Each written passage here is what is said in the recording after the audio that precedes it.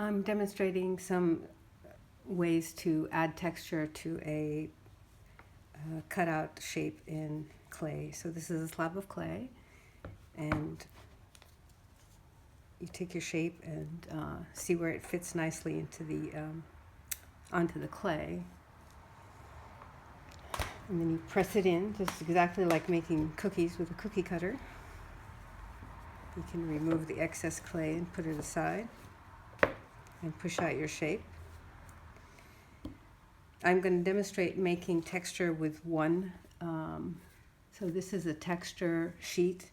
It's rubber and it's got a bunch of flowers. So this will be a blooming heart. With using these textures, you lay it onto the you lay it texture down on top of the clay, and then you, depending on how soft the clay is, you can press it in with your hand. So I'm going to press it in with my hand here and see how far that went. So that went a little bit. But another way of doing it is to use a roller. And you want to keep your hand on a portion of it so that the texture mat doesn't slip. And make sure that you're rolling with some pressure, and then you're looking. So you don't want to completely squash it, but you do want that texture to come through.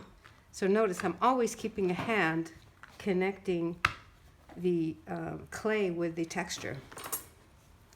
So now we end up with some all over texture. And when I put glaze on that, what happens is the high and low points create contrast between dark and light, and so you end up with beautiful areas of dark and light, and the texture comes through.